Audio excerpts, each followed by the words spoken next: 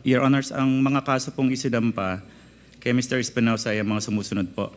Related po to sa conspiracy to commit illegal drug trading. Ito po yung resulta ng kanyang pagtistigo sa Senado. Lahat po ng salaysay na ginamit sa Senado po na sinabi niya, yun po yung ginamit na ebidensya to file the following cases. Sa RTC 64 Makati po, illegal drug trading case.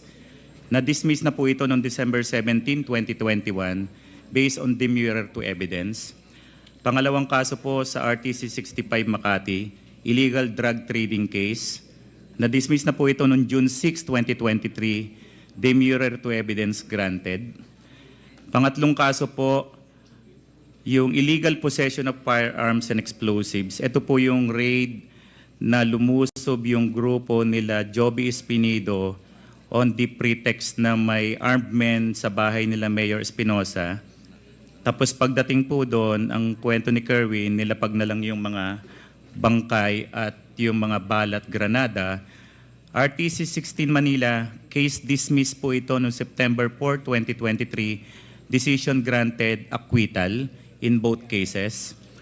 Next po, pang-apat na kaso, RTC 51 Manila, illegal drug trading case.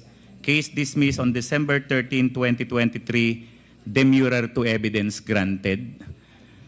Panglimang kaso po, RTC 14 Baybay Leyte, illegal drug trading case. Case dismissed on June 5, 2024, demurrer to evidence granted. It's still there. And as long as your name is still there, you'll be monitored and surveilled upon and later on be investigated. Hindi lang po yun, Mr. Chair, pati yung buhay ko, namimiligro pa rin. Okay, let me ask the lawyer, attorney. Tama ba yung nabanggit ko? What can you do something about that to delete his name kung talagang hindi na siya drug lord? Kaya sinasabi niya hindi na siya drug lord eh. So what should he do for his name to be delisted from PIDEA because he's still active? Good afternoon po, Mr. Chair. Ang alam ko po dyan, just like the ordinary drug watch, or drug list ng ordinary PNP, watch list, or listing ng PIDEA or NBI, that is internal policy po nila yun eh. Memo nila yun according to Intel report. But I think the PIDEA should look into the number of cases that were dismissed, which were based only on information relayed by coerced witnesses who never testified in court.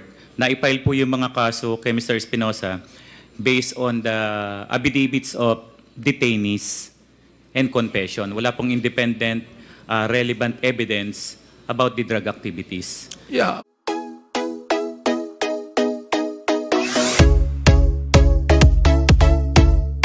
Nung parang salaysay, nabanggit po sa paragraph 6 na may ilang mga kaso na sinampahan kay Mr. Espinosa. May we know then from the lawyer of Mr. Espinosa the nature of these cases and their status po? Good afternoon po. Good afternoon, Mr. Chair and the committee. Your Honors, ang mga kaso pong isinampa kay Mr. Espinosa ay ang mga sumusunod po. Related po to sa conspiracy to commit illegal drug trading. Ito po yung resulta ng kanyang pagtistigo sa Senado. Lahat po ng salaysay na ginamit sa Senado po na sinabi niya, yun po yung ginamit na ebidensya to file the following cases. Sa RTC 64 Makati po, illegal drug trading case.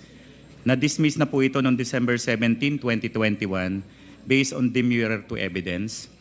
Pangalawang kaso po sa RTC 65 Makati, illegal drug trading case. Na-dismiss na po ito noong June 6, 2023, demurrer to evidence granted.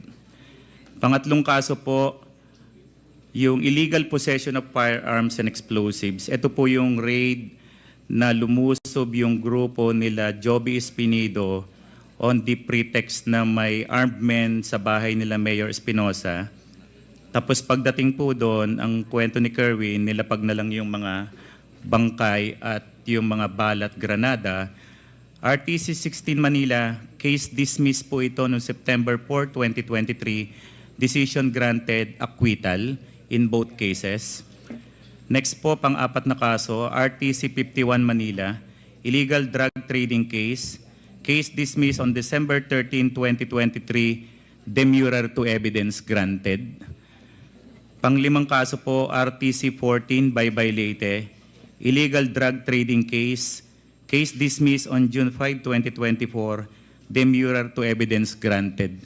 Lahat po ng drug cases na dismiss on the ground na the prosecution failed to prove its case. Kahit isang beses po, hindi ho nagtistigo si Mr. Kerwin, dinismiss agad ng mga husgado. Yun lang po. Thank you po, Mr. Chair. Thank you.